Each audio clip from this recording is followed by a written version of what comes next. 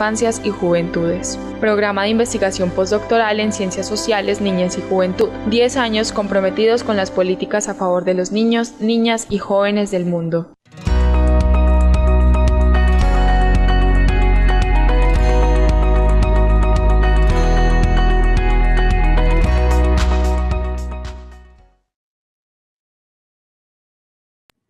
Agradecemos las intervenciones de los integrantes de la mesa principal y ahora invitamos al doctor Alfredo Nateras a encender su cámara para dar apertura a la primera conferencia central, Afectividades, Incertidumbres y Resistencias Juveniles en tiempos de coronavirus. Esta conferencia va a estar moderada por la doctora María Camila Ospina. Ellos nos acompañarán hasta las 10:10 de la mañana. María Camila es doctora en Ciencias Sociales, Niñez y Juventud por el Centro de Estudios Avanzados en Niñez y Juventud del CINDE y la Universidad de Manizales. PhD en Media and Communication Studies por la Universidad de Bruselas and Taos Institute. Magíster en Psicología Clínica de la Universidad Javeriana. Es coordinadora del Grupo de Claxo Infancias y Juventudes y coordinadora nacional de investigación en CINDE. Recuerden que pueden hacer sus preguntas a través de Zoom, preguntas y respuestas, y también a través de Facebook y YouTube. Adelante, doctora Alfredo Nateras. Adelante, doctora María Camila Ospina.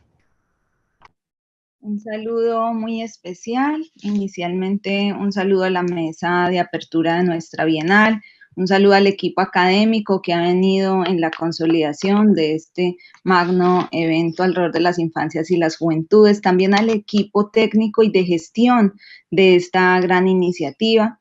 Especialmente un saludo muy importante al doctor Alfredo Nateras, quien nos acompaña hoy con su conferencia inaugural. Muchas gracias por estar hoy acá con nosotros y un saludo igualmente especial para todas y todos los participantes que hoy acá nos acompañan. Quisiera presentarles a Alfredo Nateras. Él es doctor y maestro en Ciencias Antropológicas por la Universidad Autónoma Metropolitana Iztapalapa. Es maestro en Psicología Social por la Universidad Nacional Autónoma de México, licenciado en Psicología Social por la Universidad Autónoma Metropolitana Iztapalapa. Durante su trayectoria académica ha sido profesor invitado en varias universidades de Centro y Sudamérica. Sus líneas de investigación son las culturas e identidades juveniles, las significaciones de los cuerpos, imaginarios de las violencias y la muerte, uso social de drogas y espacios de divertimiento. Ha publicado más de 80 artículos en revistas y libros colectivos a nivel nacional e internacional. Adelante, Alfredo, te damos la bienvenida. Como sabes, tenemos entre 30 y 40 minutos para tu participación. Te estaré avisando cuando nos queden 5 minutos. Muchas gracias. Adelante, Alfredo. ¿Qué tal? Muy buenos días. Saludos latinoamericanos y caribeños afectuosos desde el sur. A cada uno de ustedes, a quienes están conectados y a quienes nos están viendo y también a quienes nos están escuchando. Deseo que sus familiares, sus parejas, sus seres cercanos y queridos en estos tiempos extraños, inciertos, complejos e interesantes a su vez, dado la pandemia del COVID-19, se encuentren y estén bien. Y para todos aquellos que hayan perdido algún ser querido, familiar o conocido o amigo, un abrazo fraternal desde la Ciudad de México. Agradezco a los organizadores de esta primera Bienal Virtual Latinoamericana y Caribeña de Infancias y Juventudes, nombrada, como ya se dijo, a través de las desigualdades, las diversidades y los desplazamientos, por haberme invitado a participar y a estar aquí hoy con ustedes. Especialmente agradezco a Sara Victoria Alvarado, mejor conocida como Toya para los cuates y amigos, en este imaginario de Hasta la Victoria Siempre. Agradezco también a Pablo Bomaro y a Silvia Borelli. Cuando se acercaba el evento, me enviaban una serie de comunicados, de mensajes cada vez más intensos con respecto a que me pedían a ver a qué hora les enviaba el nombre de mi conferencia, de mi participación. Entonces, en esas prisas le puse por nombre Afectividades, Incertidumbres y Resistencias Juveniles en tiempo de coronavirus.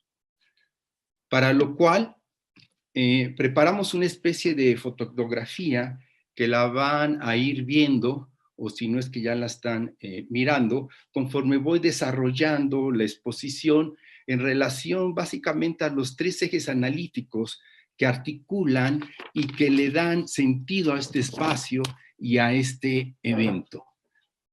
Los desplazamientos, las desigualdades y las diversidades. Pero además son las juventudes, creo, y la niñez que de la forma más cruda visibilizan y sufren justamente estas situaciones de desplazamiento, desigualdades y dan cuenta de las diversidades.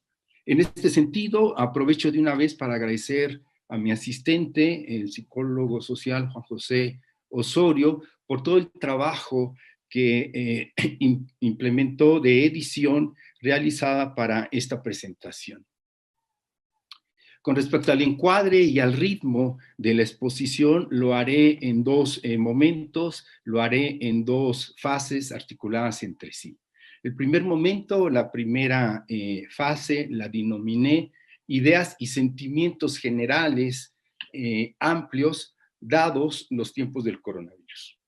El segundo momento y la segunda fase la nombré Marcajes Teórico-Metodológicos con respecto a una microinvestigación que estoy realizando a partir del 16 de mayo a la fecha, acerca justamente de las diferencias sociales juveniles, las emociones, el consumo de marihuana y encierro en tiempos de coronavirus. Esta microinvestigación la estoy llevando a cabo con el apoyo de mi grupo de trabajo y mi grupo que le he llamado adherente, por lo que agradezco a Alejandra Trejo Po, a Ana Rodríguez, a Elizabeth Vidal, a Juan José Osorio, a Roberto García Corona, a Tamara Nateras Collado y a Jimena Nateras Collado. Antropólogos, psicólogos sociales, comunicadores, filósofos en su formación. Dicho lo cual, me arranco con el primer momento, la primera fase. Les decía, el primer momento son una serie de ideas y de sentimientos generales dados justamente los tiempos de el coronavirus. Quizás la primera idea a transmitir es que asistimos a uno de los sucesos históricos, sociales, económicos, geopolíticos, culturales, urbanos y afectivos a nivel global, local, jamás imaginados, jamás vividos, sentidos y sufridos, justo causado por esta situación de la pandemia de salud, dado el surgimiento de la nueva cepa del coronavirus. La segunda idea sería que actualmente se está hablando, se están construyendo narrativas acerca de una crisis civilizatoria occidental de magnitudes incalculables, del colapso de la vida social en los espacios semipúblicos y públicos de las grandes urbes, el quebrajamiento sin duda del modelo neocapitalista, neoliberal, junto con todo su sistema de salud privatizado, del derrumbe de las economías, de las pérdidas de millones de empleos que sin duda alguna han trastocado la vida cotidiana, las prácticas sociales, los consumos culturales, incluso el paisaje urbano al transitar, la movilidad, el desplazamiento en las ciudades, así también como entre países. Así también ha impactado en los diversos estados de ánimo individuales y colectivos, ha marcado también los ritmos y la cadencia del tiempo social en los múltiples espacios sociales, en los confines, en esta liga entre lo público, lo semipúblico y lo privado. La tercera idea general sería que especialmente en el caso mexicano, el confinamiento y el encierro voluntario han vaciado los lugares de la sociabilidad, de la vida en las escuelas, en las universidades, los cines, los teatros, los centros comerciales, los mercados, las cantinas, los bares, las cafeterías, incluso los gimnasios, los restaurantes, los parques y las iglesias entre los más significativos o emblemáticos. En el caso mexicano ya estamos en el semáforo naranja y entonces ya se están en ese sentido abriendo algunos de estos espacios. Este que yo le llamo este vaciamiento o descualificación de los espacios semipúblicos y públicos es posibilitado por quienes los habitaban y eran habitados por ellos a partir de la construcción social del miedo, del pánico, inhibiendo así drásticamente el vínculo presencial, afectivo con el otro y los otros, remitiéndolos en la mayoría de los casos a códigos y plataformas digitales virtuales, como la que estamos usando ahorita, Zoom, Classroom, Jitsi Meet, Blue Jeans, Facebook Live, Google Meet y videollamadas por WhatsApp, entre otros dispositivos y otras tecnologías que están dotando de una multiplicidad de sentidos y de significados diferenciados a partir del lugar social y cultural que cada uno ocupa. La cuarta idea o el sentimiento es que quizá para mí el marcaje más fuerte y profundo de la pandemia es que se han visibilizado de una manera cruda, ya lo decía por ahí Pablo Gomaro, y abismal la injusticia social, las desigualdades extremas y urbanas del mundo, particularmente en nuestro país, que ya además ya las conocíamos, sin embargo, ahora se han desbordado, han estallado y mostrado de una forma descarnada, lo que ha derivado en una constante estigmatización, discriminación y sistemática violación a los derechos humanos. El caso de Brasil, México, Chile, Ecuador, Perú y los Estados Unidos de Norteamérica son más que reveladores al respecto. Asociados a este discurso, a esta narrativa eufemística de la normalidad supuesta democrática, la ley y el orden, instaurando en ese tenor y en ese sentido toques de queda, estados de excepción, junto con la represión y el asesinato, especialmente de jóvenes en algunos países, estados y municipios, como ha sucedido en México, en Guadalajara, Jalisco, entre otros estados. En ese tenor se habla de una variedad de circunstancias, de poblaciones y de sectores sociales, de los más afectados indiscutiblemente por esta situación. Las mujeres, los migrantes, los privados de la libertad, los prisioneros, los adultos mayores más de 60 años, como muchos de nosotros, los pueblos originarios, ¿sí? Y las comunidades indígenas, las trabajadoras domésticas, los afrodescendientes, los grupos de la diversidad sexual, los que padecen enfermedades crónicas, hipertensión, cáncer, gordura, diabetes, así como las juventudes en circunstancias de precariedad y exclusión, por lo regular desligados de las instituciones escolares de salud, recreativas o laborales. Son a los que yo les llamo las juventudes desinstitucionalizadas. La quinta idea, como sentimiento y afectividad, es que tal situación del COVID-19 está impactando emocionalmente tanto en lo individual como en lo colectivo. ¿Cómo sería este impacto? En primera instancia está causando dolor colectivo, está causando dolor social.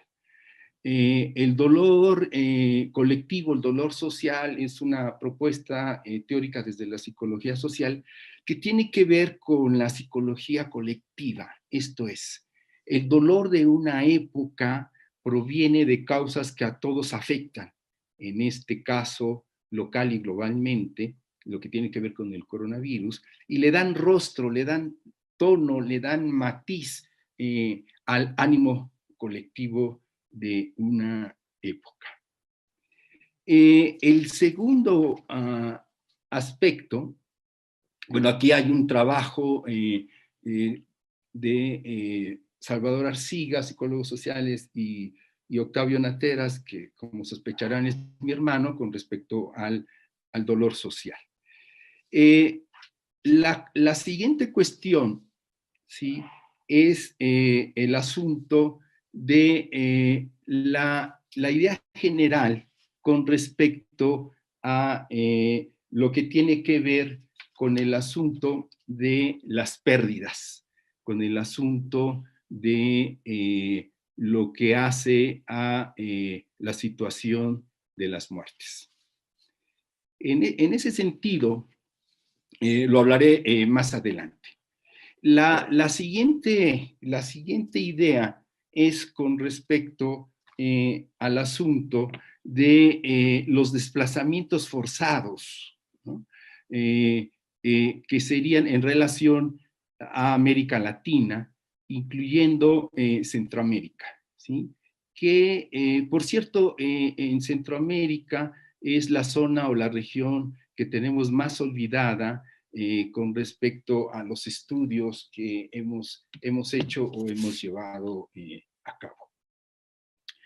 En ese tenor, los desplazamientos forzados en América Latina son muy cruentos, son muy difíciles, y que dada la situación del coronavirus, entonces se están incrementando de una manera muy fuerte.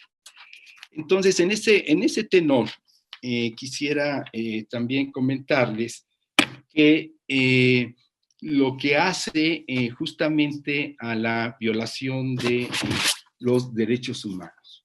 La vivencia de la pérdida, de la muerte de los seres queridos, de padres, abuelos, hermanos, hijos, parejas, amigos, conocidos cercanos, y sin poderse despedir y o poder llevar a cabo los rituales sociales y culturales, por ejemplo, los que hacen a el velatorio, el entierro, la incineración, los rosarios, las misas, fracturan y abre una herida emocional que queda muy abierta. Ahí refiero a un trabajo muy interesante de Panizo y Robín Acevedo, que llaman la muerte buena, y que es una muerte ritualizada, y la muerte mala, que es una muerte sin ritualización.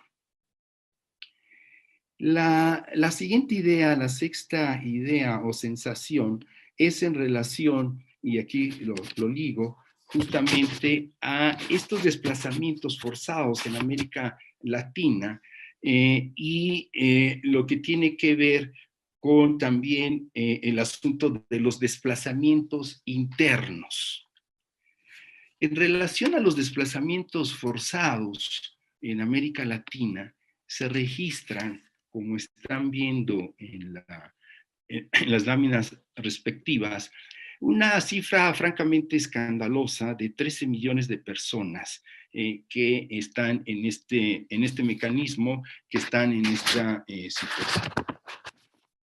La primera razón, o más bien las primeras causas más importantes y más significativas de este desplazamiento, es lo que se refiere a la violencia.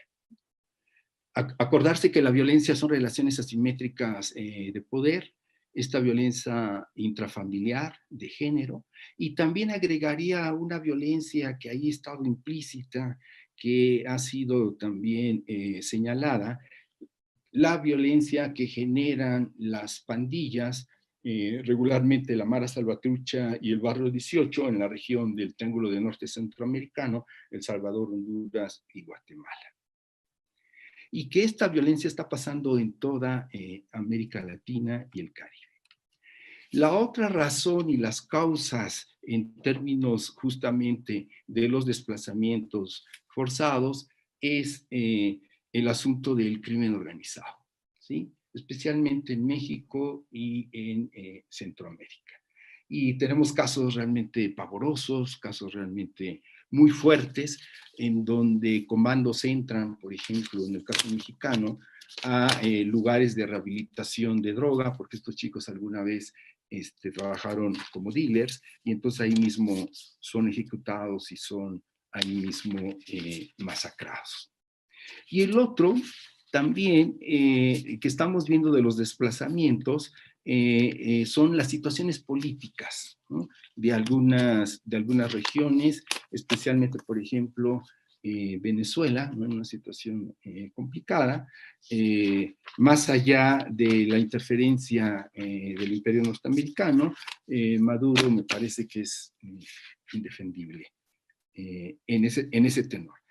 El otro aspecto en cuanto a desplazamientos internos, tenemos crudamente a los países más visibles como Colombia, como Perú, como Guatemala, Brasil, México, Argentina, y que están muy enraizados con la cuestión de desplazamientos en ámbitos tanto económicos como políticos. En su momento, lo que fue la crisis, por ejemplo, en Argentina.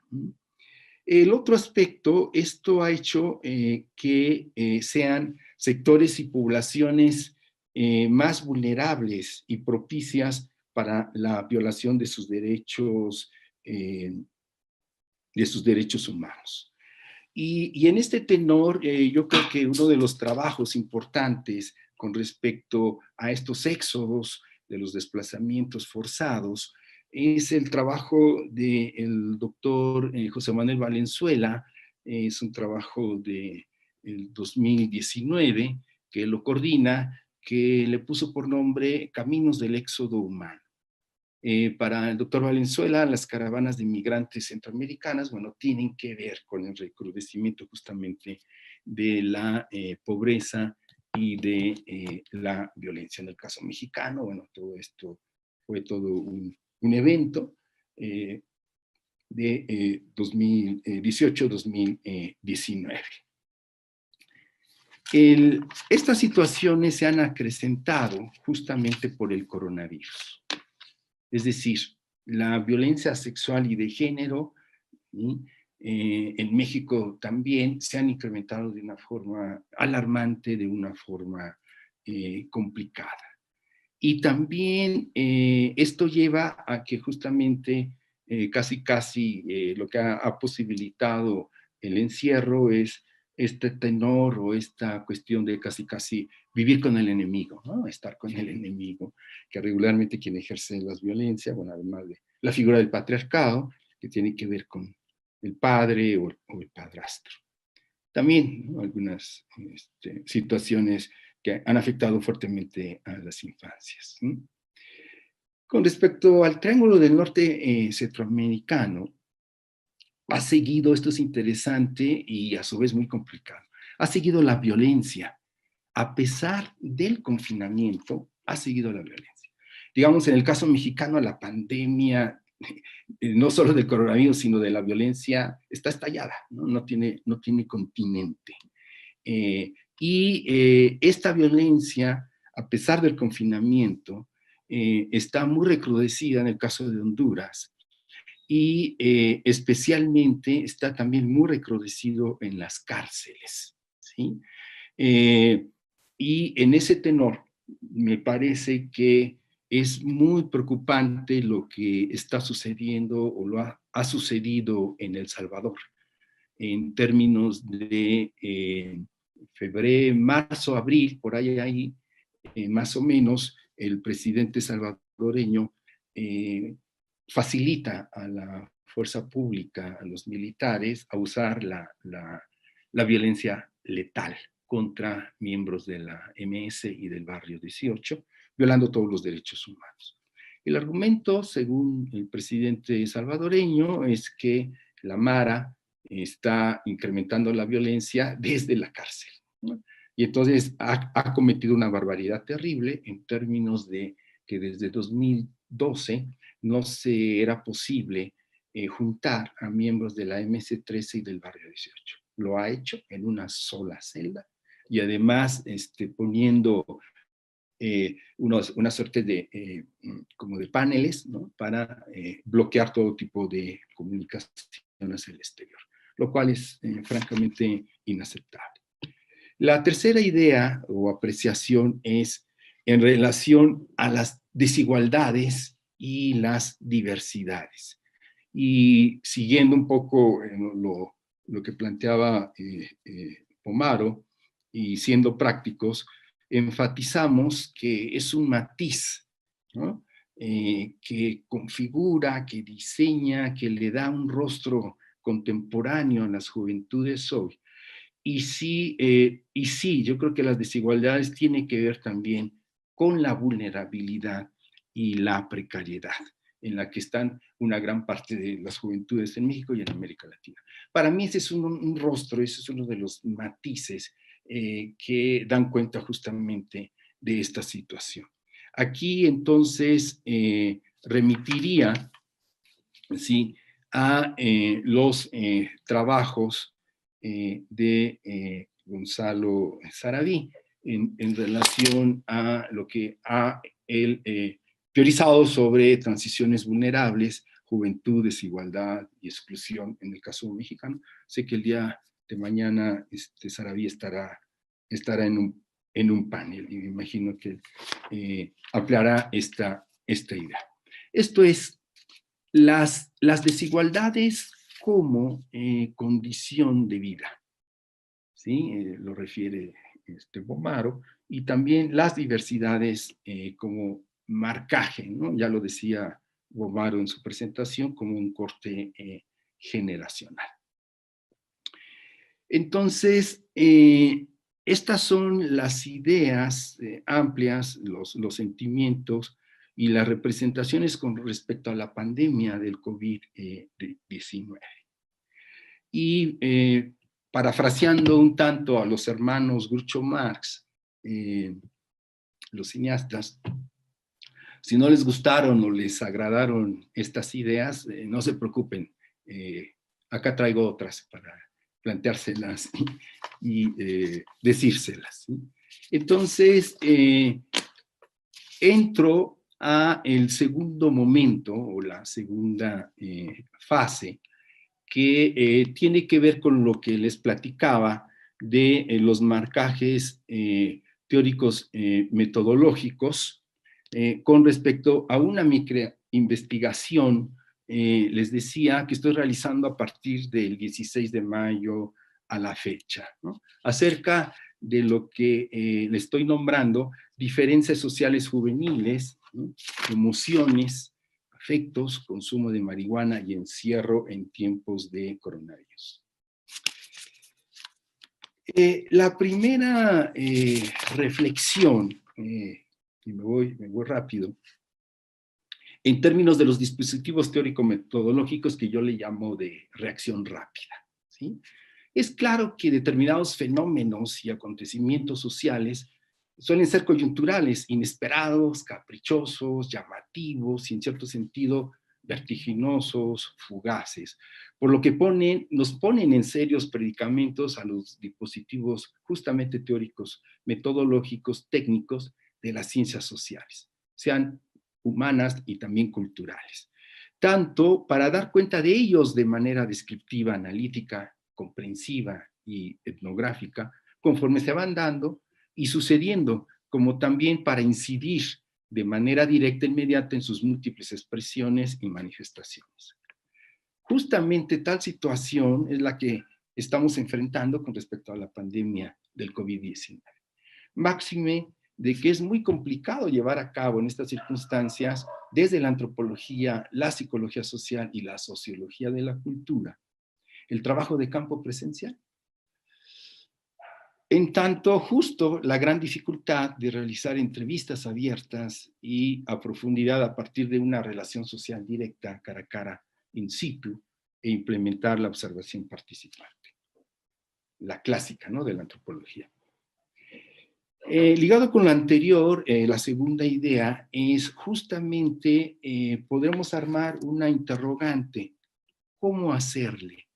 ¿Qué estrategias metodológicas instrumentales habría que retomar o implementar a fin de documentar justamente esta situación del confinamiento y del encierro en el que este dura o está durando? ¿Cómo construimos de manera pertinente tanto el objeto como el sujeto del microestudio en estas circunstancias? Una indagación microanalítica que se aproxime lo más posible a fin de dar cuenta de justo esos rápidos cambios sociales y culturales que están ocurriendo en la vivencia de una parte de las juventudes dado la pandemia. Siguiente idea entonces, tercera idea. De inicio entonces estoy proponiendo un dispositivo libre, plástico, flexible, que podríamos denominar como urgente, como emergente, cuya característica central sería la prontitud, la reacción lo más inmediatamente posible, que sea capaz de capturar la complejidad de esa realidad social, de darle continente al acontecimiento a través de vehiculizar, de reproducir descriptiva y comprensivamente las voces y las expresiones que se logren construir o reconstruir en el momento justo del acontecimiento mismo, para posteriormente darle un tratamiento teórico, conceptual, más pausado, más reposado y sereno, que da como la tranquilidad analítica, la distancia social del acontecimiento. Son como los vinos, ¿no?, los buenos vinos, hay que dejarlos reposar, ¿no? Se trata entonces de adentrarse justo en esos umbrales, en los límites, en los bordes y la borrosidad de esa problemática, dada justo su complejidad, a fin de desplazarse, de moverse en diferentes coordenadas con respecto a el fenómeno social de la pandemia del coronavirus. Y entretejerla con los actores, ¿no?, con los sujetos sociales a conocer y conocidos, cuyos vectores justamente sería la vivencia, las experiencias en los espacios del encierro, sus vidas, sus hábitats, y el impacto a nivel de lo afectivo-emocional ligado con los consumos, digamos, en este caso que a mí me interesa, del alcohol y de la marihuana. Lo siguiente, entonces, apostamos rápidamente a las directrices de lo que yo le llamo la investigación cualitativa, comprensiva e interpretativa. De ahí, ¿no?, nos interesa entonces estamos apuntando a los diversos significados que los individuos dan a sus vidas, en este caso a las juventudes diferenciadas socialmente en el encierro. La manera en que son interpretados sus mundos, experimentados y producidos, ¿no?, en esta centralidad de tales experiencias y vivencias. Apostamos entonces la siguiente idea, a dos grandes vertientes, siguiendo a Basilachis de Gialdino con lo que ella propone, la epistemología del sujeto conocido. Investigación e indagación de lo real concreto en la centralidad de que es una relación social entre el investigador o el sujeto que conoce, de la disciplina que fuese, ¿sí?, psicología social, antropología, historia, ciencia política, y el sujeto conocido, centrado primordialmente en la comunicación, en el lenguaje, en la conversación y en el diálogo. Tal vínculo me parece que es muy importante porque le da un viraje, ¿no?, en términos a esta relación de humanidad a humanidad, esta relación de identidad a identidad, en donde se juegan las subjetividades del investigador o la investigadora. Y la otra vertiente rápida es la metodología horizontales, vinculadas a la investigación dialógica, ¿no? Ya no se trata de hablar centralmente sobre el otro, sino de dialogar con el otro. La intención es lograr un intercambio horizontal, recíproco, equitativo. Producir determinados conocimientos y ciertos saberes mutuos en lo que uno se va reconociendo justo en función del otro de una manera permanente. Y aquí la referencia es los trabajos de Corona y Karl Mayr con respecto a estas estrategias de metodologías horizontales, ¿sí? Entonces, la primera cuestión a resolver es no caer en el mero voluntarismo investigativo o de una sociología ingenua. ¿Cómo elaborar? Fue la primera pregunta. ¿Cómo elaborar una guía de entrevista abierta? Reuní a mis jóvenes asistentes y adherentes, investigadores, les platiqué a grandes rasgos de mi idea de microinvestigación y convenimos que cada uno hiciera, ¿no?, un bosquejo, y ya después lo validamos colectivamente. La siguiente cuestión fue resolver cómo acercarnos principalmente a las juventudes de clase alta y media alta, ya que gran parte de las investigaciones los han invisibilizado, ¿no?, por su condición tan favorable. Entonces, en el imaginario de muchos investigadores y académicos es de que entonces sus posiciones, sus prácticas sociales son triviales.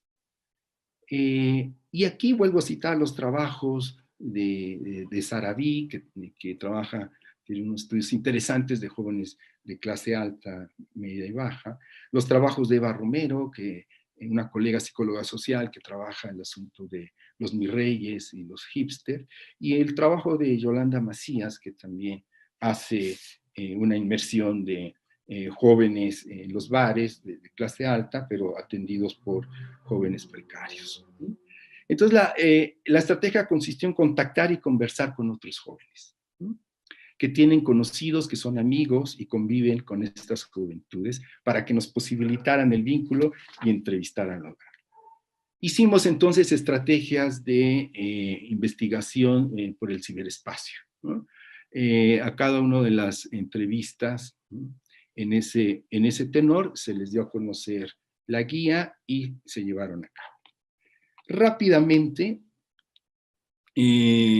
voy a decir algunas cuestiones que he encontrado en el tiempo que me queda, es con respecto a el eje que trabajé, es el asunto de lo que tiene que ver con el concepto del tiempo social, ¿sí?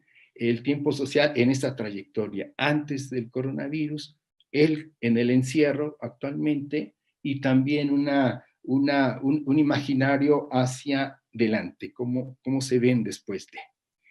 La primera cuestión me parece muy interesante o muy importante, ¿sí?, que es que el tiempo social, ¿sí?, se amplificó, ¿sí?, y sigue una trayectoria marcada muy, muy fuerte entre antes y durante la pandemia. Esta trayectoria no es lineal. El tiempo social es disruptivo, es arrítmico, caótico, es confrontante, de quiebro, de ruptura, aunque no total, ¿no?, con respecto a la vida sociocultural que se llevaba y que se había construido, edificado, a partir de un horizonte de vida en el aquí y el ahora imaginado e interrumpido hasta nuevo aviso. Y aquí yo creo que la trayectoria de antes del coronavirus está muy ligado con lo que trabaja Agnes Heller de la vida cotidiana, del hacer diario, de los jóvenes, hombres como mujeres entrevistados. Llevamos ahorita 20 entrevistas, de las cuales 11 ya están analizadas. Se articulaba, o sea, la vida cotidiana se articulaba y tejía a partir de una gran diversidad y variedad de actividades, cuya centralidad u ordenador social cruza lo familiar, lo laboral, la escuela, el ejercicio, practicar deportes, asistir al cine, a los conciertos, y más que nada también la convivencia cuasi religiosa, diría, con los amigos, con los cuates, y primordialmente ir a todas las fiestas posibles, habidas y por haber, o simplemente dar el rol por la ciudad, ¿no?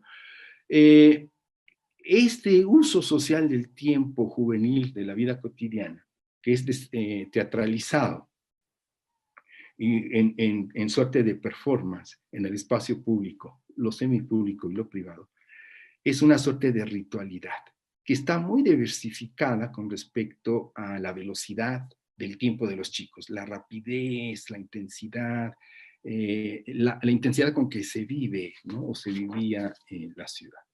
Entonces, este uso social del tiempo juvenil de la vida cotidiana, con los chicos que yo entrevisté, está centrado en la fiesta, ¿sí? En asistir a los antros y andar en el divertimento, independientemente de la clase social. Resalta algo interesante, la afición, pero así la afición con respecto al asunto, al consumo de la marihuana. Y me parece que este es uno de los articuladores que yo encontré en estos jóvenes.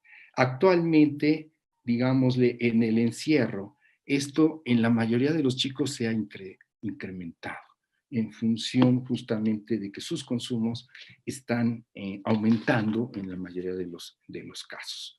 Y que en ese tenor creo que también hay un trastocamiento del tiempo, ¿no? Del tiempo social, y que justo en el confinamiento hacen una serie de estrategias para seguir los consumos, pero estos consumos les ayudan a relajarse, a tranquilizarse durante estos impactos emocionales de la tensión y el estrés. El otro aspecto importante del tiempo social, muy llamativo, es esta confrontación interna, ¿no? Para la mayoría de los jóvenes. Mi apuesta es que va a haber algunos cambios más internos que sociales o colectivos hacia afuera una vez que termine la pandemia. Y algo muy interesante en este sentido, ¿sí? Los estados de ánimo son en ese tenor muy fuertes en términos de depresión, de tristeza, de incertidumbre, de miedo, hay mucho miedo. Y curiosamente aquí hay un marcaje de clase social, ¿sí? Es decir, que de los chicos de clase media, alta y alta, todos tienen ayuda psicológica previa, ¿no? Y entonces ahora con el confinamiento es un recurso importante en términos de ir afrontando. No así pasa, por ejemplo, con los chicos de la clase media baja y de la clase baja, en donde están desprovistos de estos. Entonces, los sentimientos, los afectos, desde hartazgo, de estrés, depresión, irritabilidad, el tedio, la pereza, la incertidumbre, la ansiedad, ¿no? El otro asunto es con respecto a, se tiene el imaginario de que un marcaje importante son el uso de las redes sociodigitales de estos chicos. Lo que yo he encontrado es que estos chicos no usan tanto las redes sociodigitales para conectarse con sus cuates, no la usan más de la que ya la usaban, ¿sí? Porque no le encuentran sentido, no le encuentran significado, ¿sí? Dicen, qué flojera, ¿no? Tener que hacer una fiesta sociodigital. Añoran, ¿no? Añoran en ese sentido el contacto y el vínculo cara a cara.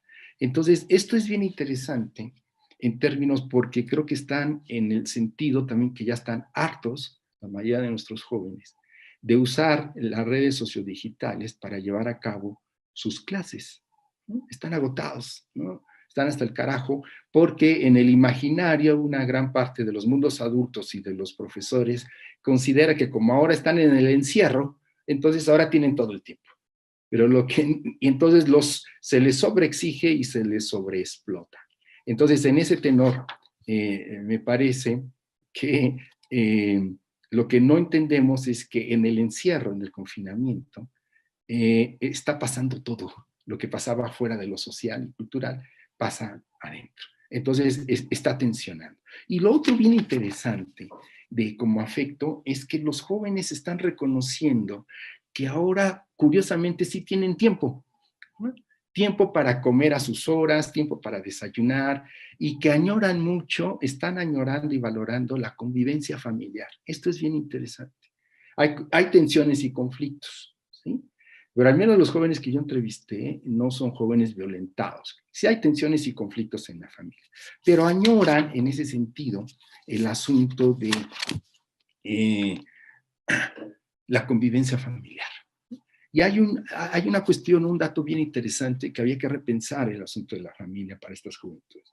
En la encuesta nacional de jóvenes se dice que cuando les preguntamos a los jóvenes a qué instancias recurrirían en situación de conflicto, dicen la familia.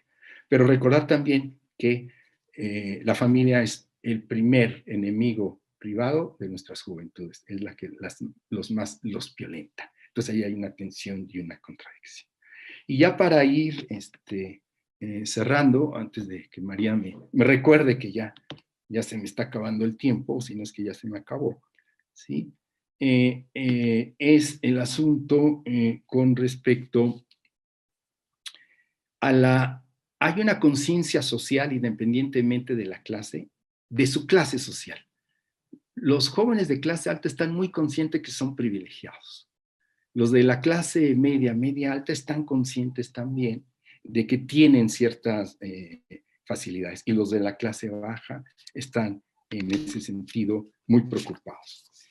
La mayoría de nuestros jóvenes perdieron el trabajo y se fueron a las casas de sus papás, ¿no? Como estrategia y demás. Y termino diciendo que cuando yo le preguntaba a estos jóvenes cómo ven hacia adelante y cómo se ven ellos, ¿no? Después del COVID, son dos marcajes muy significativos. Primero, mucha incertidumbre, mucho temor, mucho miedo en saber y en no saber qué va a suceder, pero lo que sí saben es que su situación de precariedad, su situación de exclusión de los que están ahí, se va a acrecentar. Y lo otro, ¿y qué vas a hacer inmediatamente después que ya termina el confinamiento? Y la mayoría dice, lo primero que voy a hacer es ver a mis cuates, ¿no? Y me voy a ir de antro y me voy a ir a los conciertos. Pero esto es bien interesante porque da cuenta justamente el asunto que mucho de la configuración de las entidades juveniles, y no solo juveniles, tiene que ver con el asunto del agrupamiento y de la sociabilidad.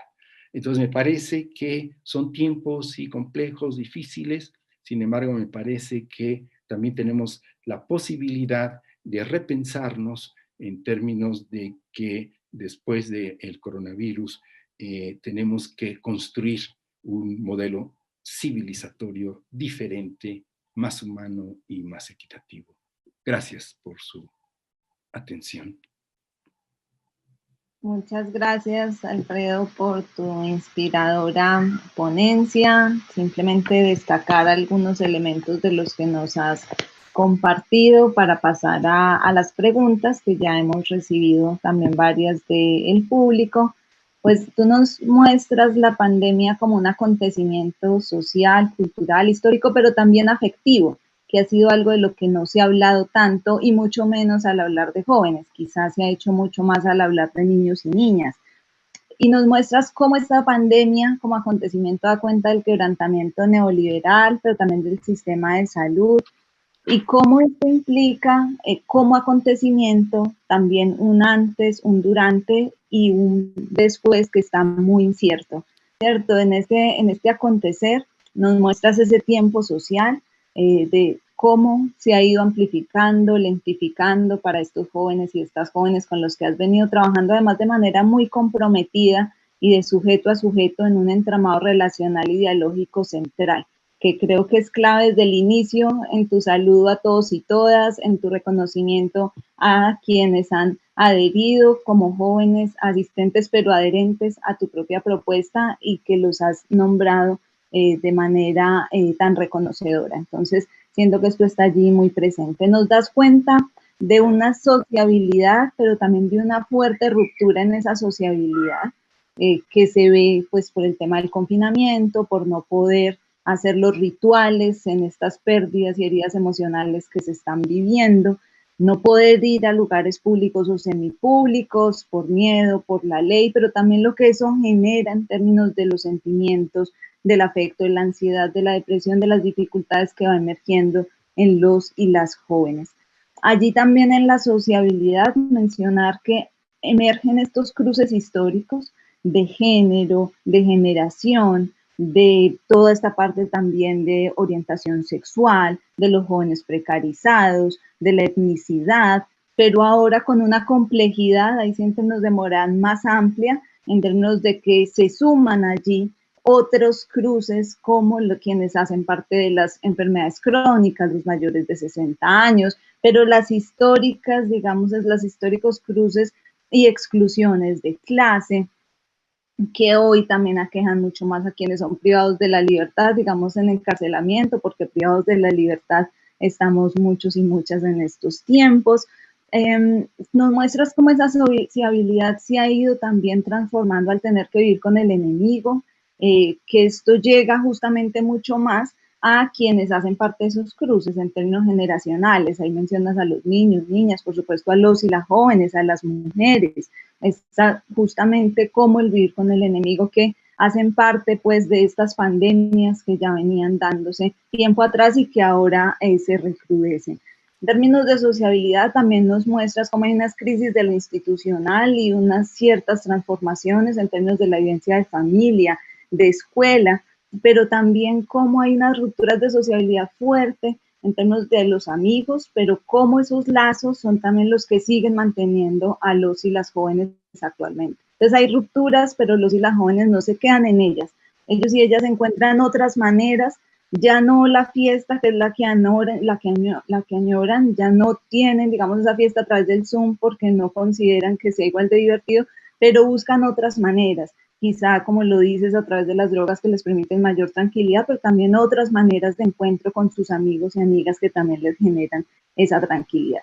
Tú nos develas diversas pandemias, tú nos muestras las pandemias históricas, de las desigualdades, de las que ya se empezaban a hablar desde la mesa inaugural. Nos muestras cómo hay una agudización de esta precariedad de la vivencia de los y las jóvenes. Las pandemias de las violencias, entonces allí mencionas el crimen organizado, la represión, el asesinato, la violencia más usada como arma legal tan fuerte actualmente, principalmente en Brasil, tú también lo mencionas fuertemente en Estados Unidos, pero en muchos también de nuestros países, y destacas allí también la violencia sexual, de género. También hablas de otras pandemias históricas como los desplazamientos, las migraciones, que dan cuenta de este éxodo humano. Pero en términos generales, lo que aglutinaría todas las pandemias es la violación múltiple a los derechos humanos, que agudiza mucho más esa precariedad y que se mantiene en estos tiempos, se visibiliza y se agudiza. De otro lado, nos muestras cómo también como una contrapráctica o como una alternativa, aun cuando hay mucha incertidumbre, allí aparecen en todas las diversidades estas prácticas culturales, la amistad, el consumo de marihuana como tranquilidad y calma. Tú lo ves muy fuerte en los cambios internos que se vienen dando y que seguramente se continuarán dando, esa confrontación interna, que nos da cuenta una vez más también en ciertos casos de estas diferencias de clase, como las clases altas tienen un recurso que son los terapeutas y las clases bajas tienen un recurso que son los amigos y las amigas, que también los tienen de clase alta, pero ahí se sigue pues marcando esa brecha. Digamos, nos ayudas a deconstruir el mito del uso de las redes sociales, que no está teniendo realmente tanto significado actual, digamos, este tipo de plataformas de Zoom y demás, más allá de lo que ya tenían previamente. Del mismo lado, la añoranza a ese encuentro cara a cara con sus amigos, la añoranza en algunos casos a estar con sus familias, pero muy interesante cómo actualmente hay una conciencia de clase y eso tú lo encuentras en todos y todas las jóvenes con los que trabajaste. Esto diríamos pues que aun cuando a futuro hay temor, incertidumbre, siempre hay algunos elementos que emergen allí, como esta apuesta por la sociabilidad a pesar del aislamiento social y de todo lo que eso implica, y también esta conciencia de clase que está subiendo allí en los distintos jóvenes. Y ya luego nos dejas unos retos muy grandes a nivel, digamos, de lo que mencionas como dispositivos teórico-metodológicos, que justamente cuestionan en muchos casos lo que ha sido la investigación tradicional, que justamente tiene el método científico, un momento inicial, toda una construcción teórica. Tú nos dices, toca hacerlo inmediata y directa en esta coyuntura de manera pertinente, como un dispositivo libre y plástico que es urgente, que es emergente, pero que da cuenta como esa necesidad de plenitud de prontitud, pero además de visión compleja. O sea, digamos, nos dejas allí como en este gran reto. Hay que hacer lo pertinente y ahora, pero no puede ser una mirada parcializada a estas vivencias de los y las jóvenes y en otros casos también de los y las niñas.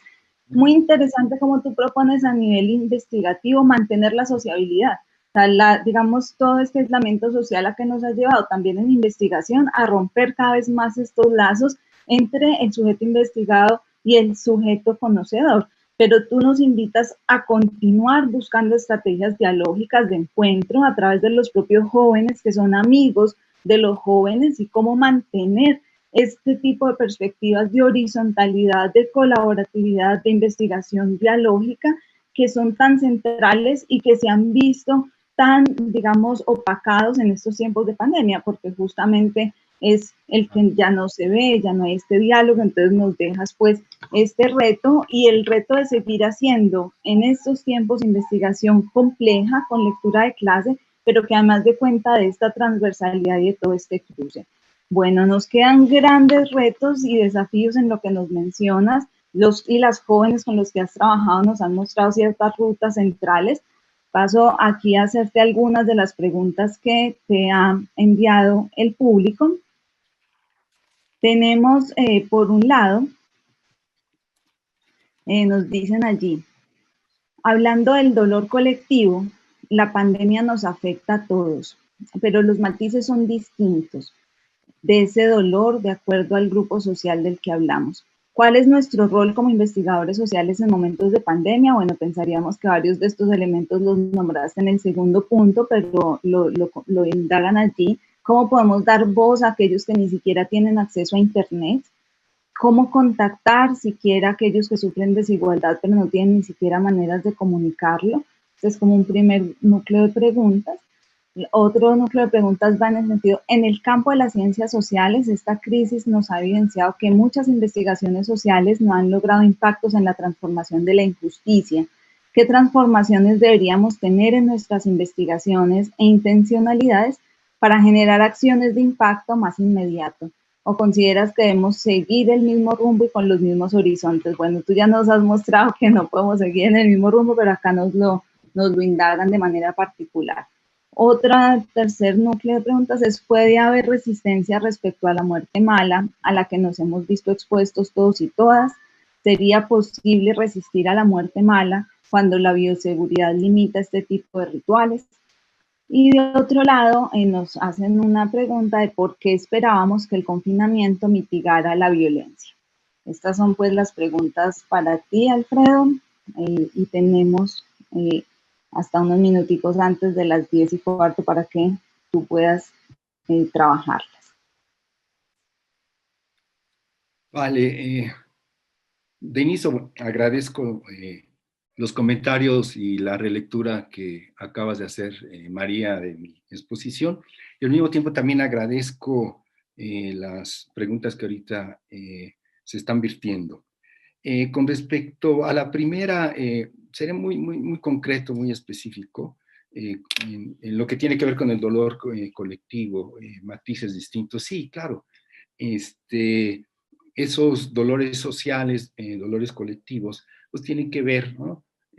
Casi parafraseando a Bourdieu, en términos de lugar social o el lugar en relación al campo en el cual uno esté.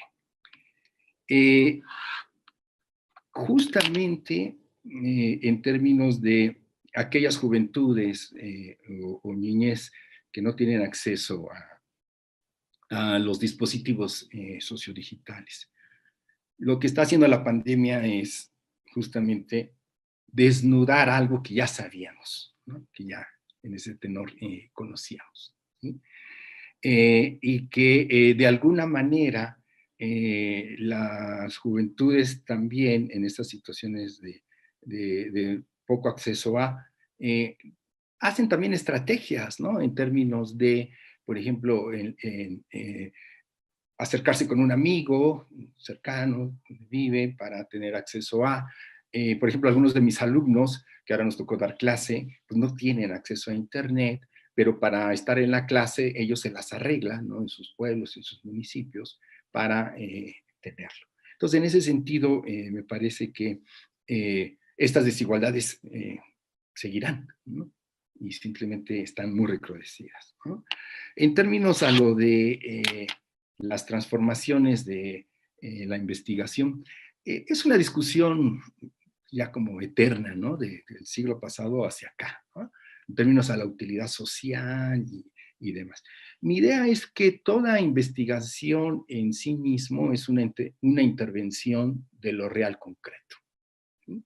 Entonces, en ese tenor, yo creo que hay que recordar que no hay una disociación entre la teoría y la práctica. ¿Qué hacemos cuando investigamos e intervenimos lo real? Construimos cierto conocimiento y cierto saber.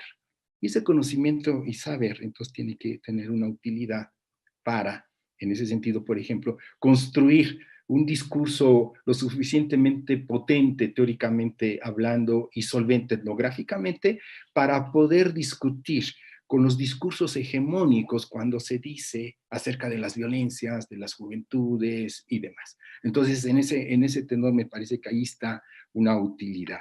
Lo otro muy importante es que a través de estos conocimientos y saberes visibilizamos, vehiculizamos, potenciamos las voces y nombramos.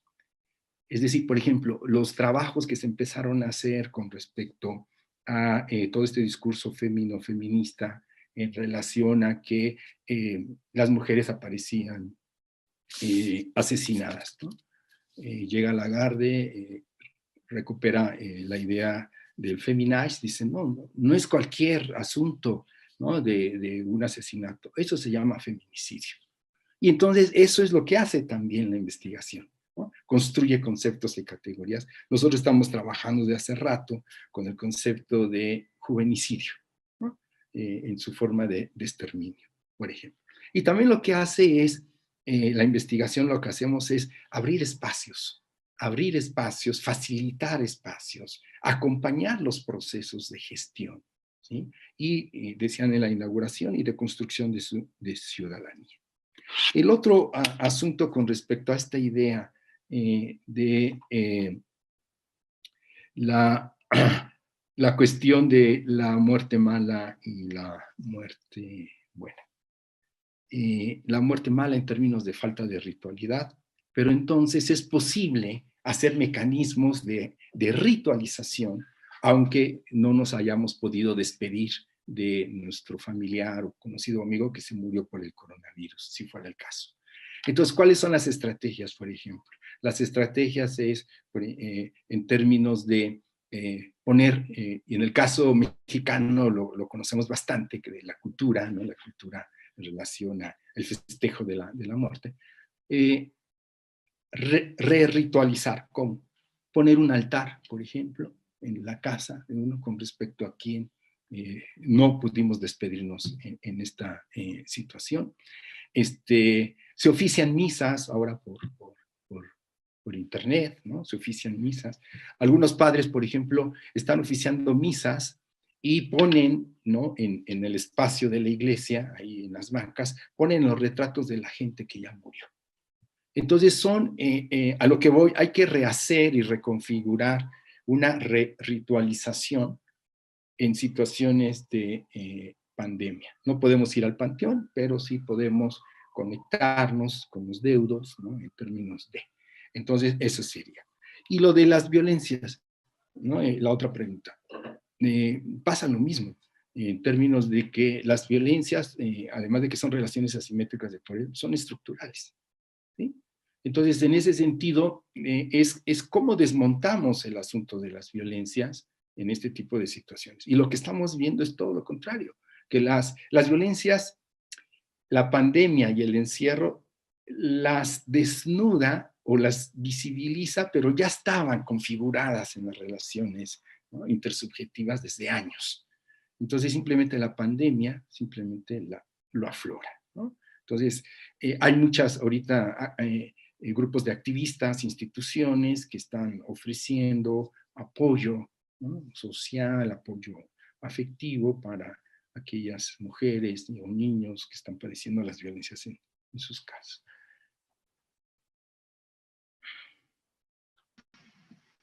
Gracias, Alfredo. Aquí nos quedan un par de minutos más y nos han llegado otras preguntas. Si te parece, te las menciono. Por un lado, muchas felicitaciones. Muchas personas, digamos, han venido escribiendo en ese sentido. Algunas de las preguntas son cómo entender lo afectivo en infancias y juventudes. Bueno, que ya de mucho de esto has venido hablando, pero nos lo preguntan así. De otro lado dicen, vi en su ponencia muchas fotos de la ciudad, la calle, ¿qué dicen estos jóvenes al respecto? Han hablado del tema en y post pandemia, que justamente pues la investigación de Alfredo nace de esas mismas voces, pero nos preguntan esto. De otro lado, preguntan si en el estudio has percibido diversidad de emociones que tal vez sean también resultado de un performance. Nos dicen, agradezco por esta maravillosa y provocativa intervención. ¿Qué pistas localiza en términos de perspectivas para concretizar una política de afectos, otra antinecropolítica, disensual, que traspase no apenas a las metodologías y teorías, pero que también impacte a lo cotidiano y las políticas públicas? De otro lado, nos dicen que un saludo de Rogelio Marcial. Las violencias también han pasado del espacio público al privado en este encierro por la pandemia. Cómo visibilizar los procesos estructurales que están haciendo crisis en lo íntimo de nuestras juventudes. Te dejo como todo este núcleo amplio de preguntas por si de pronto quieres dar como un comentario en general en este poco menos de 10 minutos que nos quedan. Sí. A ver qué se me ocurre ahorita en términos de contestar en relación a las preguntas. ¿Cómo entender en términos de los afectos lo de las infancias y las juventudes? Desde algún lugar me parece que ahorita una de las discusiones es justamente lo que le llaman el giro afectivo. Con tanto giro teórico-metodológico yo a veces me mareo. Recordarán que el giro cultural, el giro lingüístico, el giro ahora corporal, el giro afectivo y así sucesivamente. Yo creo que algo muy importante es el asunto de entender las afectividades, entender el asunto de las emociones, también como posibilidad en términos de construir colectividad. Es decir, ¿no? El dolor, la tristeza de, por ejemplo, la gente que se tiene que desplazar y demás, que afecta mucho a los niños, ¿no? Entonces, que el papá se va, la mamá también y demás.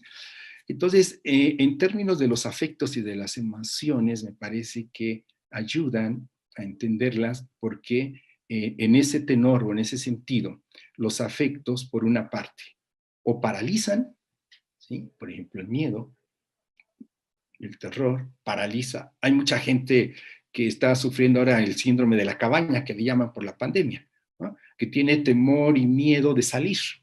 Entonces paraliza su vida social y demás, ¿no? O la va a paralizar. Algunos jóvenes me dicen, no, yo de aquí hasta diciembre me voy a encerrar así como monje tibetano, no voy a salir aunque se desregularice el control, ¿sí? Y la otra cuestión de que entender los afectos también como posibilidad de la acción colectiva, ¿no? En los niños, acción colectiva, y en las juventudes, ¿sí? Como una posibilidad en ese tenor de agruparse, de colectivizarse, de construir comunidad, ¿no? Ante estas situaciones. El otro asunto rápido, en términos a las fotografías, sí, les decía que trabajamos desde hace rato con las fotoetnografías, ¿no? La foto o la imagen que ustedes están viendo, pues son de algunos recorridos que yo he hecho en varios países de América Latina. Por ejemplo, la fotografía es una imagen, ¿no? La fotografía fija, en este sentido, es un discurso, es un relato. Yo creo que las fotografías o las imágenes, la imagen no dice más que 1000 palabras, no creo en eso. A la imagen siempre le falta la palabra. la construcción de sentido, la construcción de significado. Entonces, en ese sentido es que trabajamos con esas fotografías. Por ejemplo, vieron en términos a las desigualdades, ¿no? Fotografías de las favelas en Brasil, por ejemplo, ¿no? Que es muy elocuente, ¿no? Esa situación, o los contrastes con otras ciudades, ¿no? En términos de clases. Y me parece que la fotografía, la imagen, pues también el video, es un recurso muy importante que usamos desde la antropología visual.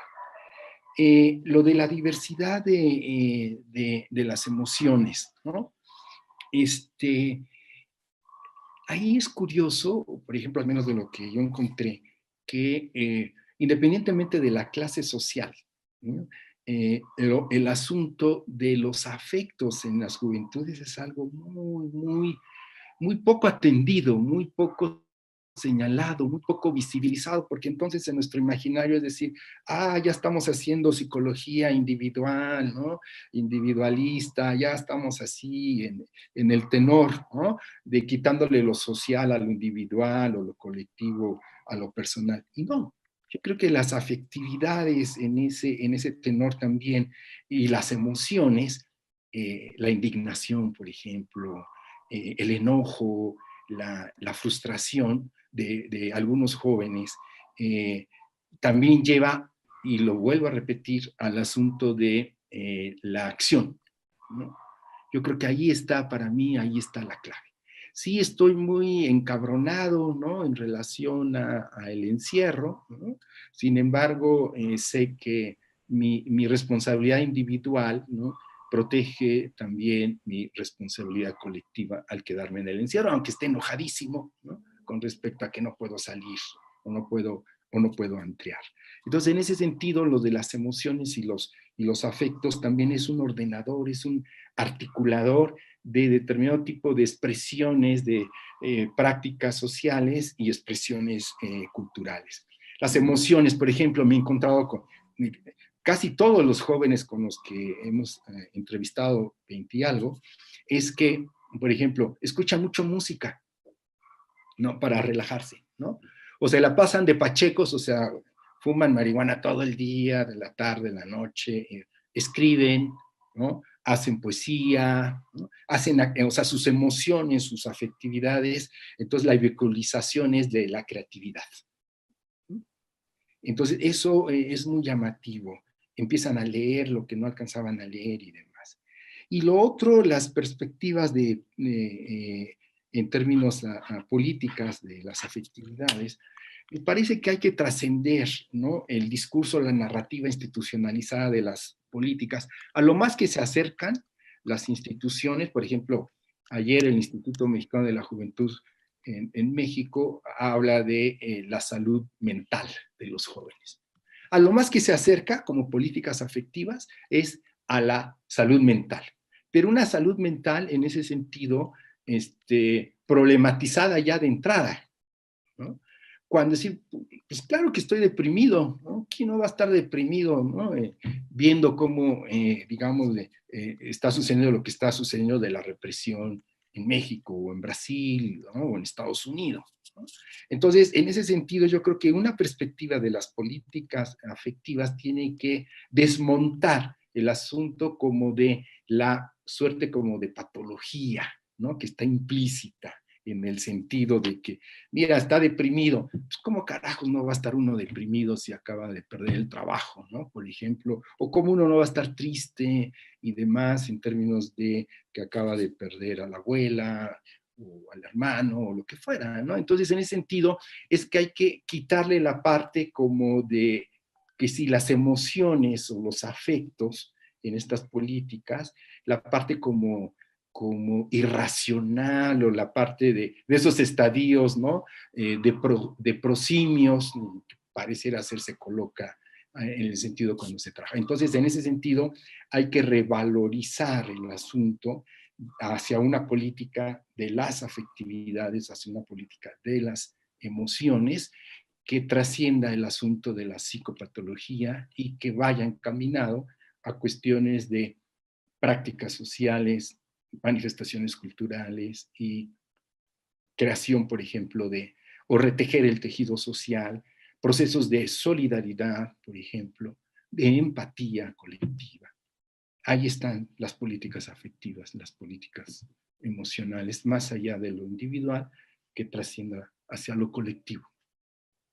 Perfecto, Alfredo. Muchísimas gracias por tus palabras inspiradoras, por esa riqueza metodológica que nos compartes, por tu compromiso político con la investigación social con jóvenes y por invitarnos a pensar en la afectividad y las emociones justamente como posibilidad de construir colectividad. Creo que ahí está lo central en lo que tú nos planteas, como una posibilidad que además trasciende la patologización y la individualización, y que nos lleva justamente a la acción colectiva, política, social, cultural de niños, niñas y jóvenes, y la importancia entonces allí de proyectarnos a políticas de afectividad y de emocionalidad. Muchísimas gracias por este tiempo, este compartir, y seguimos entonces con nuestros compañeros y compañeras en esta prebienal. Un abrazo para ti. Igual. Gracias a todos ustedes por las preguntas y por la invitación. Que estén bien, gusto en verlos. Agradecemos la conferencia del doctor Alfredo Nateras y los comentarios de la doctora María Camila Ospina. Los invitamos a no desconectarse de esta plataforma y en minutos se reproducirá información que hemos presentado para ustedes y que hemos preparado especialmente para ustedes. En 15 minutos retomamos con el panel Infancias y Juventudes, Desplazamientos, Agencias y Movilización Colectiva en Tiempos de Crisis. Nos vemos en 15 minutos.